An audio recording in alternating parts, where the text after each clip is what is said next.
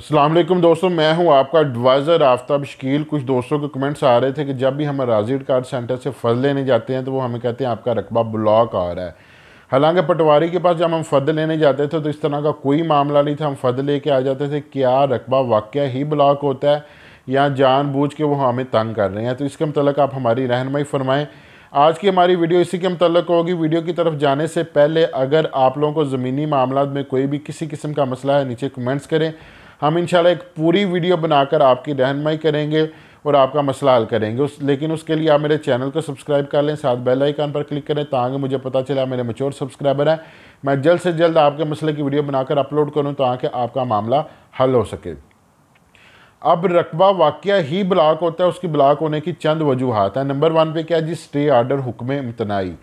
ये क्या होता है कि किसी बंदे के साथ आपका जो है ना वो रकबे के बिना पर झगड़ा चल रहा है, तो वो दूसरा बंदा क्या करता है कि वो अदालत से स्टे ऑर्डर ले आता है कि ये ऑर्डर ले आता है कि ये बंदा तब तक जो है ना इस रकबे को सेल नहीं कर सकता जब तक जो है ना मेरा मामला इसके साथ हल नहीं हो जाता, या इस रकबे पर काश नहीं कर सकता।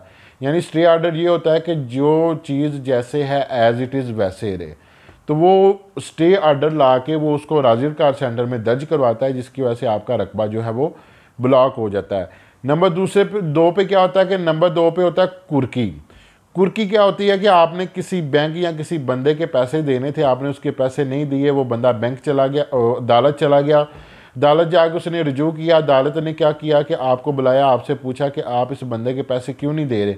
आप कहते हैं जी मेरे पास पैसे नहीं है। अदालत क्या करेगी, ऑर्डर कर देगी कि इसके पास पैसे नहीं है, इसका जो रकबा है उसको कुर्क कर लिया जाए, यानी अदालत की तहवील में ले लिया जाए, इसके सारे मालकाना हकूक़ ख़त्म कर दिए जाएँ और जब तक ये उस बंदे के पैसे वापस नहीं करता तब तक इसका रकबा कुर्क रहे, या इस रकबे को नीलाम करके इस रकबे को सेल करें, सेल करके इस बंदे के पैसे जो है ना इसका कर्जा वापस कर दिया जाए और इजाफी पैसे से मालिक को दे दिए जाएँ। तो वो ही जो डिग्री अदालत की होती है उसको राजीड कार्ड सेंटर में जाकर वो इसका इंदराज करवाया जाता है, जिसकी वजह से आपका रकबा ब्लॉक हो जाता है। नंबर 3 पे क्या जी, नंबर 3 पे यह है कि अगर आप पटवारी से फ़र्द लेके जाते थे, फ़र्द बराए बै, तो वो क्या होता था कि मैनुअल रजिस्टर पे इंदराज करता था। उसके जहन में नहीं रहता था कि मैंने इसको पहले फ़र्द बराए बै दी है या नहीं दी। तो वो आपको फ़र्द बराए बै देता था। आप दोबारा फिर फ़र्द बराए बै लेने जाते तो फिर वो आपको फ़र्द बराए बै जो है ना वो बना के दे देता था, जिसकी वजह से ज़ैद बै का बहुत ज़्यादा मसला आया था। यानी फॉर एग्ज़ाम्पल एक बंदे का रकबा 4 कनाल है तो वो 8 कनाल की जो है ना वो फ़र्दें ले गया। उसने रकबा 4 कनाल फ़रोख्त करना था, गवर्नमेंट के कागज़ों में उसने 8 कनाल फ़रोख्त कर दिया। इस मसले को ख़त्म करने के लिए गवर्नमेंट ने क्या किया कि राजीड कार्ड सेंटर में जब एक बंदा फ़र्द बराए बै यानी बेचने वाली फ़र्द लेके जाता है तो कंप्यूटर उतने रकबे को ऑटोमेटिक ब्लॉक कर देता है कि ये बंदा इतना रकबा सेल कर चुका है, लिहाजा ये दोबारा रकबा सेल नहीं कर सकता। नंबर 4 पे क्या होता है जी, आप फ़र्द बराए ज़मानत लेके जाते हैं। फ़र्द बराए ज़मानत क्या होती है कि आप किसी बंदे की ज़मानत दे रहे हैं कि अगर ये बंदा जो है वो जो भी मामला हैं उसके उसने किसी से कर्जा लिया है या वो अदालत में पेश हो रहा है, अगर अदालत में वो पेश नहीं होता तो मैं जो है ना इसकी ज़मानत देता हूँ कि ये बंदा हर हाल में पेश होगा। अगर ये इसके ना पेश होने की वजह से कोई किसी को जो है ना वो नुकसान पहुँचे तो उस नुकसान की तलाफ़ी मैं करूँगा। तो जब आप फ़र्द बराए ज़मानत लेके जाते हैं तो फिर वो कंप्यूटर सिस्टम में जो है ना वो आपका रकबा उतना ब्लॉक हो चुका होता है, क्योंकि आपने उतने रकबे की ज़मानत दी हुई है कि अगर वो बंदा जब तक उस मामले का उस डिग्री का फ़ैसला नहीं हो जाता तब तक आपका रकबा ब्लॉक रहता है। जब वो मामला हल हो जाता है तो उसकी डिग्री ला के आप इस रकबे को रिलीज़ करवा सकते हैं। नंबर 6 पे क्या जी, नंबर 6 पे जी आरडैन और नंबर 7 पे सुले कर्जा। आरडैन सुले कर्जा दोनों एक ही चीज़ों के नाम है। आपने क्या किया जी, आपने अपना रकबा जो है वो किसी बैंक या किसी बंदे के नाम पे करवाया हुआ है और उसके बदले में आपने कर्जा लिया हुआ है और आपने उसके साथ एग्रीमेंट किया हुआ है कि जब तक मैं आपका कर्जा वापस नहीं कर सकता तब तक मेरा रकबा आपके पास रहेगा। तो जब मैं आपका कर्जा वापस कर दूंगा तो मेरा रकबा आप रिलीज़ करके मेरे नाम पे लगवा दीजिएगा।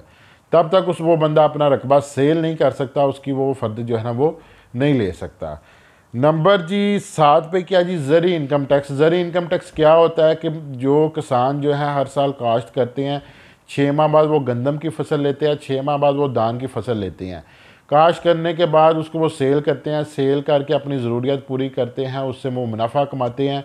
तो गवर्नमेंट ने एक जो है ना वो ज़री इनकम टैक्स जो है ना वो फिक्स किया हुआ है कि अगर किसान जो है वो खेती बाड़ी करके मुनाफा कमा रहा है तो गवर्नमेंट भी उसको सहूलतें दे रही है हर तरह की।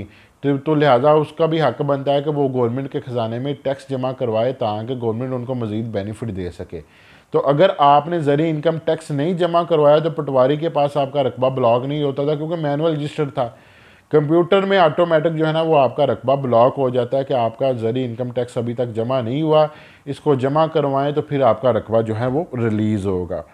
नंबर 8 पे क्या जी, नंबर 8 पे यह है कि मख्तार आम की फ़र्द ली हुई। या मख्तार आम क्या होता है कि अगर आप कोई बिजनेसमैन है या आप जो है वो कंट्री से बाहर रहते हैं, या आप इतने ज़्यादा मसरूफ़ हैं कि आपके पास इतना टाइम नहीं है, या आपने कोई टाउन वगैरह काटा हुआ है तो आप के पास इतना वक्त नहीं है कि आप अकेले उसकी देखभाल कर सकें, तो आप मख्तार आम किसी बंदे को दे देते हैं, जिसमें राइट्स दे देते हैं, जिसको पावर ऑफ अटॉर्नी कहा जाता है, कि वो बंदा आपके बहा पर आपके रकबे को सेल कर सकता है, उसको काश कर सकता है, उस पर राइश ले सकता है, उस पर कब्ज़ा किसी को भी दे सकता है, उसको जो किराए पर दे सकता है, उसके अंगेंस्ट जो है वो अदालत में केस कर सकता है, यानी हर तरह के आप राइट्स दे देते हैं।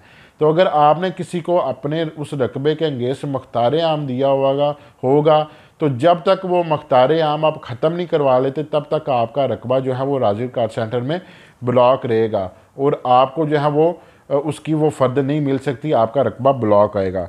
नंबर 9 पे क्या जी, करारनामा। आप किसी बंदे के साथ जो है ना वो सौदा कर लेते हैं, ये मेरा रकबा है, मैं इसको सेल करना चाहता हूँ, वो बंदा एग्री हो जाता है, ठीक है जी मैं आपसे ये रकबा ले लेता हूँ, तो आप दोनों आपस में बैठ के एक करारनामा जो है ना वो साइन कर लेते हैं। वो करारनामे की आप जो है ना राज़ी रिकॉर्ड सेंटर से फ़र्द लेते हैं, उसको सब रजिस्ट्रार से रजिस्टर करवाते हैं। तो वो बंदा जब तक उसकी रजिस्ट्री नहीं करवाता तब तक वो जो है ना रकबा आपका फिर ब्लॉक रहेगा, क्योंकि वो आप रकबा अपना सेल कर चुके हैं किसी को। वो अलहदा बात है कि दूसरी पार्टी ने अभी तक रजिस्ट्री नहीं करवाई, तो यहाँ वो आपको करारनामा कैंसिल करवाना पड़ेगा, तो यहाँ फिर उसकी रजिस्ट्री होकर वो रकबा आपके नाम से ख़त्म हो जाएगा।